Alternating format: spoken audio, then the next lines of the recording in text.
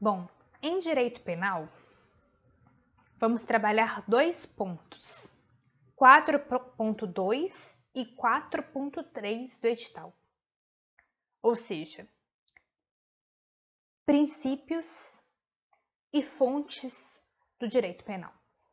Iremos abranger os dois pontos de uma vez. Primeiro, porque eles se comunicam.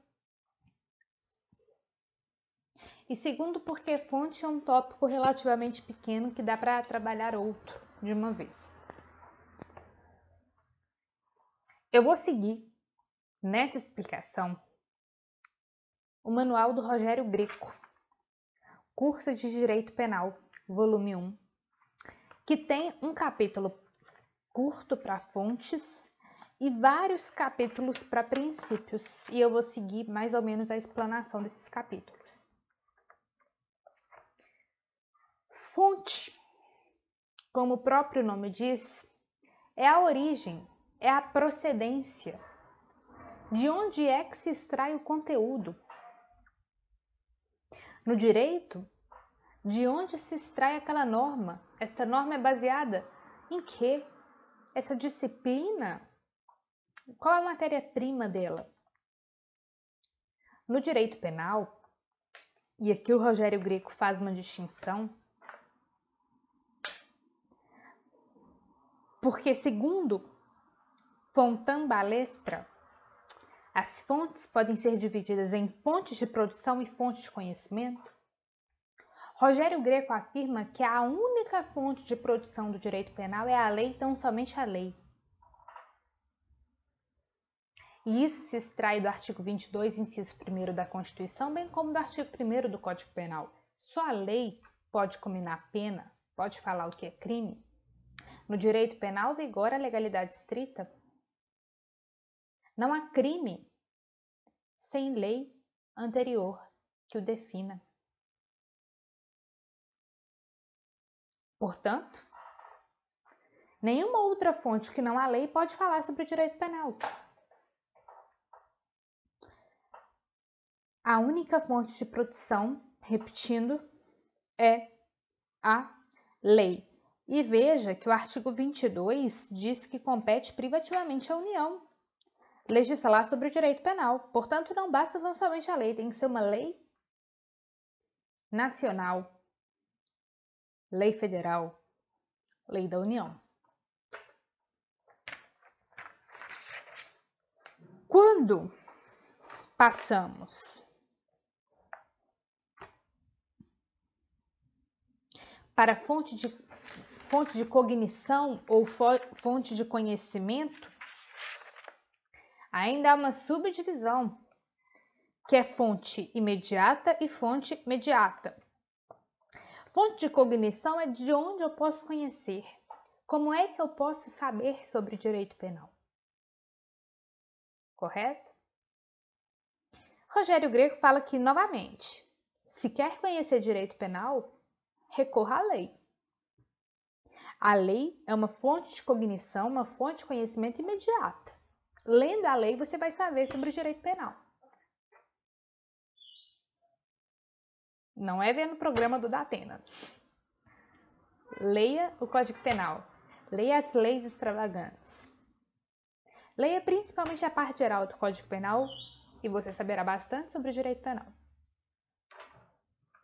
Contudo, ele aponta outras fontes mediatas.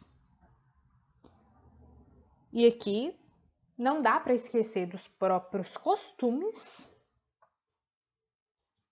como uma fonte de conhecimento. O costume, de certa maneira, ele condiciona a própria produção das normas. O que é crime e o que não é crime vai, de certa maneira, de uma produção cultural.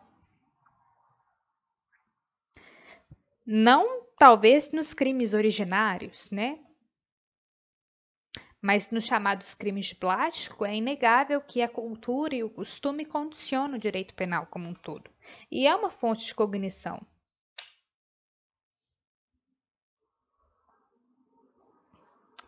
Temos que falar também da doutrina, a doutrina também é uma fonte de cognição imediata, bem como os princípios gerais do direito.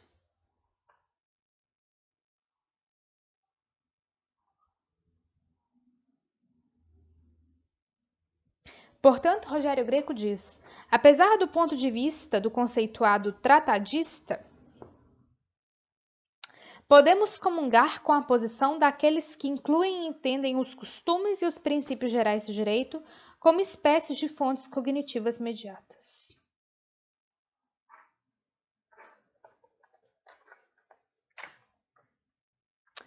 Apesar de Rogério Greco não falar, acho importante mencionar a jurisprudência como uma importante fonte, ainda que de cognição e não de produção do direito penal.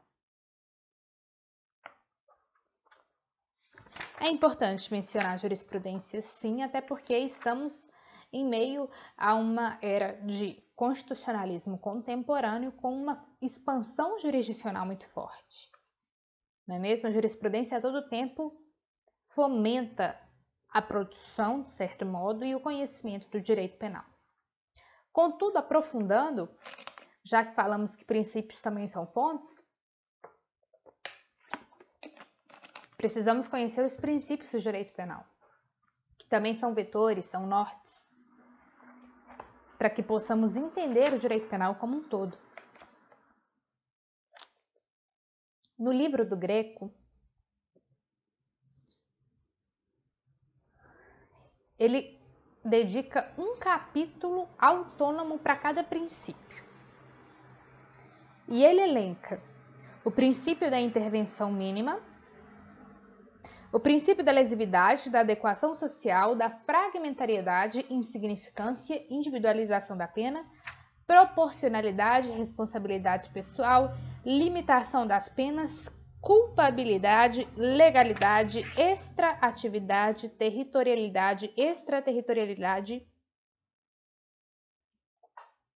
E só, são os princípios principais, digamos assim.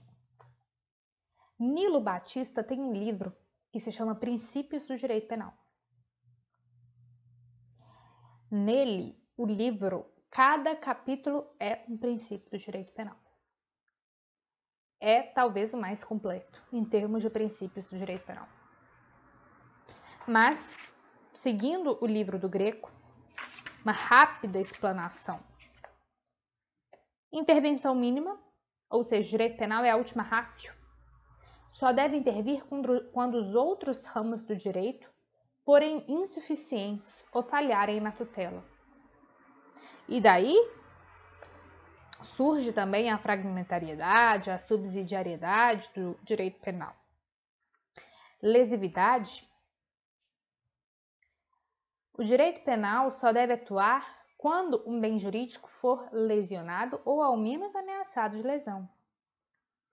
Ferraioli coloca os 4 vetores da lesividade.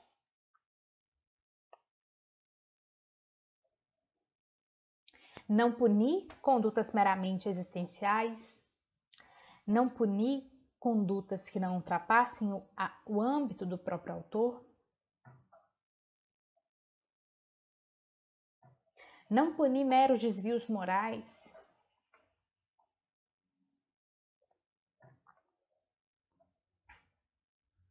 e não punir atos preparatórios. Princípio da lesividade. Princípio da adequação social, ou seja, se a sociedade, de certa forma, fomenta, tolera, aceita e até incentiva aquela prática, aquela conduta não deve ser considerada crime. Princípio da insignificância, o direito penal não deve agir quando há uma inexpressiva lesão ao bem jurídico, uma mínima ofensividade da conduta, uma ausência de periculosidade social e um reduzido grau de reprovabilidade. Não há tipicidade material. Princípio da individualização da pena. A pena combinada a um crime, embora abstrata, quando Quando aplicada ao caso concreto, deve ser individualizada, deve observar as circunstâncias pessoais de cada indivíduo, deve observar as circunstâncias de cada crime.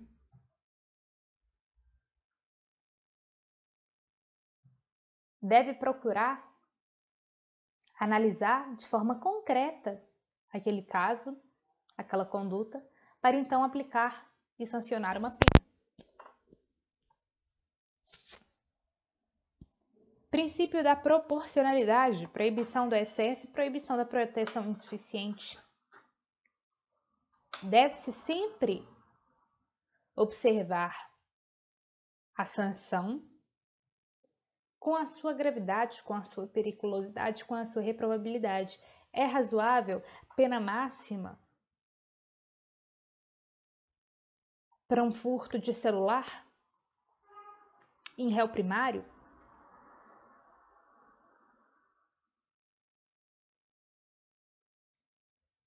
É irrazoável? É desproporcional? É razoável pena máxima no homicídio de um homem que matou o estuprador de sua filha? Aqui há de se fazer certo cotejamento até moral para se falar em proporcionalidade. Responsabilidade pessoal, a pena não deve ultrapassar a pessoa do condenado. Nilo Batista, no seu livro, até menciona que no Código de Hammurabi, se o pedreiro, numa obra mal feita, acaba fazendo com que a casa desabe, matando o proprietário e seu filho, deveria ser condenado não só à morte, como à morte de seu filho também. Sendo que o filho do pedreiro nada tem a ver com isso, mas porque morreu o filho do proprietário, o filho do pedreiro também deveria ser executado. É uma clara violação ao princípio da responsabilidade pessoal. E no ordenamento jurídico brasileiro, na Constituição Federal, isso jamais pode ser admitido. O princípio da culpabilidade e da responsabilidade pessoal são sinônimos, mas o princípio da culpabilidade ele é ainda mais amplo. O princípio da culpabilidade, como diz Rogério Greco,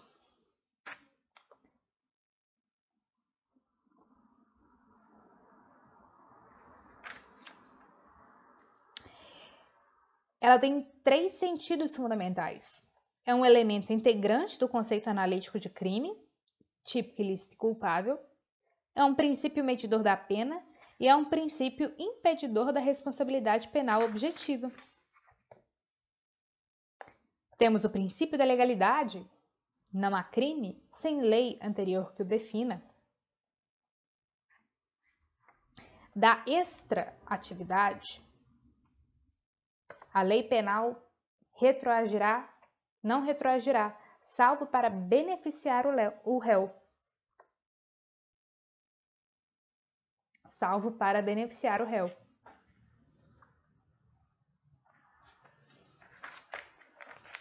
Há de se lembrar também das leis ultrativas, como as leis excepcionais e temporárias. Princípio da territorialidade, a regra é que a lei penal é aplicada no território nacional. Excepcionalmente, ela goza de extraterritorialidade. E as hipóteses são taxativamente previstas no artigo 7º do Código Penal e seus parágrafos. Estes são os princípios constantes do livro do Rogério Greco. Óbvio que nos capítulos ele fala muito mais, faz muito mais digressões sobre os princípios. Mas não tem como fazer uma explanação sobre o princípio sem falar pelo menos destes ou de alguns destes constantes no livro dele, e são princípios que estão consagrados na própria Constituição Federal, no artigo 5º. No artigo 5º. São princípios constitucionais acima de tudo e muitos expressos. Portanto, sabendo os princípios, temos toda a base de um direito penal constitucional e que se coaduna com o ordenamento jurídico brasileiro.